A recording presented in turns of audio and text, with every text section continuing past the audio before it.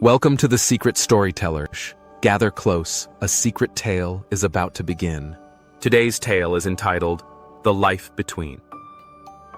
María Elena Cruz had never met a request she didn't greet with a sigh. If Mom asked her to slice tomatoes for dinner, Mari would flop a dramatic wrist over her phone and declare, "Just a sec." If Dad announced a surprise road trip, she'd fire back, "But Sophie and the rest of the class are going to the mall." Even little Tito, in his Spider-Man pajamas, learned to brace for the eye roll whenever he tugged at her sleeve. So when a sharp ache bent her double during geometry and the nurse said, "Appendix, straight to surgery," Mari's first words were, "Can we just get this over with?" A mask descended. The world went white, and then, impossibly, it stretched into an entire lifetime. Mari opened her eyes, expecting fluorescent hospital lights. Instead, she was 7 again, standing in a one-room apartment that smelled of kerosene and damp cement. Mari was so lost and confused. A woman she didn't recognize, thin as a stick, hair threaded with silver, pressed a hand to Mari's cheek. "Welcome home, sweetie," the woman whispered in a rasp. "You had a bad fever. I thought I was going to lose you." Home? Where were Mom's turquoise kitchen tiles? Where was Dad's laugh echoing off the courtyard walls? Where was Tito? The questions hung unanswered. Outside, thunder rattled the tin roof. Rats squeaked in the dark. That night, while the old woman coughed herself to sleep, Mari cried into a pillow that smelled faintly of mothballs and longing. Days blurred into years. She learned that her parents had died in a factory fire no one could explain, that social workers had scattered the children like seeds on the wind, and that the boy she once called Tito now lived in a foster center across the city. Everything she remembered as solid ground crumbled and no one seemed to notice. At 13, Mari forged her birth certificate date with a shaky hand so she could earn a few pesos stitching collars in a stifling garment factory. The air was white with cotton lint, and by noon her lungs burned. A supervisor named Vargas pinched her wages every week with a shrug. "For the electricity, chica. It ain't free." She swallowed the protest in her throat and kept sewing. Hunger had its own logic. You tolerated the intolerable or you starved. Yet pride never fully died. When a teacher slipped her a sandwich after noticing her hollow cheeks, she stuffed it into her pocket, untouched. She was still so young she thought getting embarrassed hurt more than going hungry. The summer she turned 16, a hurricane lumbered ashore, shredding roofs like old letters. Water broke through the ceiling. She bailed it out with a saucepan while her elderly aunt shook with fever under a heap of blankets. Mari's arms never stopped moving. Dawn arrived, but her aunt did not. Mari buried the woman in wet soil and marked the spot with the stub of a candle. Once again, Mari found herself alone, but luckily for her, she was used to it. Story seekers. 60% watch unsubscribed. If you like the story so far, subscribe and ring the bell to flip that 60% and never miss a story. A few days after, paperwork finally led Mari to the foster center where Tito lived. She waited in a gray corridor until a boy emerged, lanky and cautious. "Tito?" she whispered. He just stared at Mari for a second, puzzled. "My name's David," he said after a moment, glancing over his shoulder toward a social worker who reminded him of snack time. "Who are you?" She couldn't manage an answer. The hall felt too narrow for breath. After feeling like Tito wanted nothing to do with her, Mari decided to change her scenery. And as it goes, desperation loves rumor, and rumor said there was work north of the desert. Mari joined a small group that set out under a wafer-thin moon. Blisters split. Coyotes howled from unseen ridges. More than once she tasted metal in her mouth and wondered if it was fear or thirst or both. On the 5th night, border patrol lights raked the sand. She pressed herself beneath sagebrush, praying to saints whose names she'd never learned at school, but she made it. She lived half awake in a rented room with 9 women and a sink that squealed whenever the faucet turned.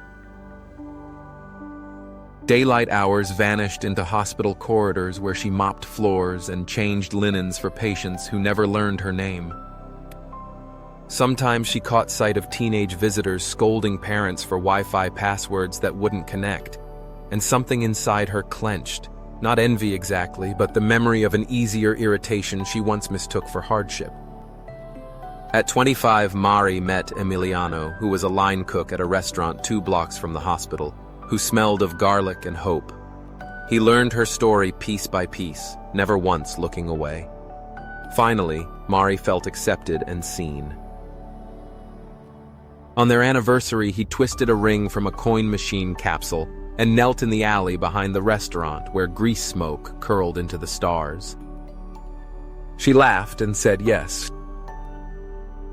2 years later, a freezer malfunctioned in the stockroom. Carbon monoxide pooled invisibly. Emiliano drifted to sleep beside stacks of plastic-wrapped chicken breasts and never woke.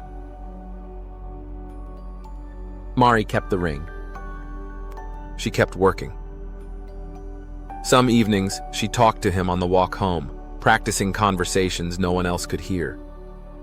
8 months after his death, their daughter arrived, a ribbon of warmth in an otherwise cold universe. Mari named her Esperanza, because when the world strips away everything else, hope is what you wrap around a newborn like a blanket. She stitched prom dresses for affluent girls whose parents called her the seamstress, as if she were an appliance. She smiled anyway. Every dollar went toward Esperanza's textbooks. At 54, a doctor said the word cancer as gently as anyone can. Mari nodded, tied a scarf over her hair, and added night shifts to the schedule. Bills didn't care about malignant cells. Social Security checks almost covered rent. But winter bit harder each year. A charity nurse, soft-spoken, eyes rimmed with a dark shadow from overwork, wheeled Mari to a rooftop garden of the hospice. Mari, now nearly 60, was tired of the fight. Snow began to fall, and Mari lifted her palm, catching a lone flake. So cold, so perfect, she thought. Just before her heart, tired of fighting, decided to rest.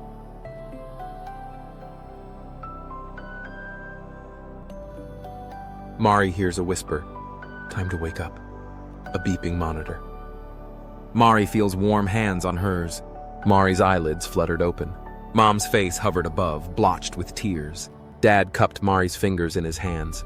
Tito, her real Tito, the one still missing front teeth, waved a picture he'd drawn. A stick-figure family under a bright sun. The clock over the bed read 47 minutes past the hour. 47 minutes. Or 60 years. Mari's throat closed around a sob that felt older than her body could explain.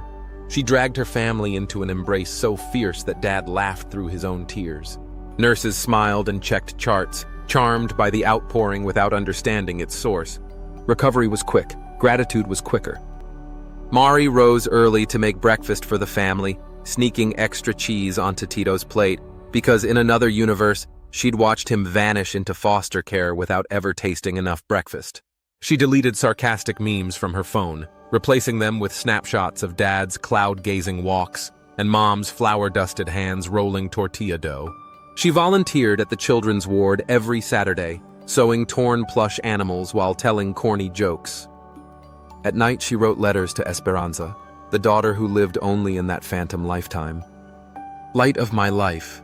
She began each one, describing the real world's wonders she hoped somehow crossed the dream border to reach the grown woman she'd never meet. The letters went into a wooden box labeled Gratitude.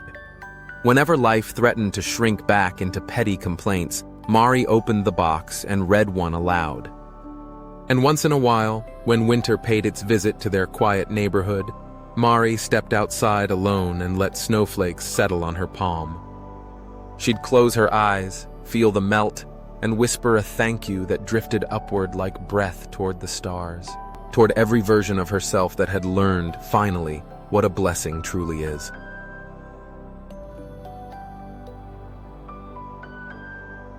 Thank you for watching, and don't forget to ring the bell, share, and subscribe for more content.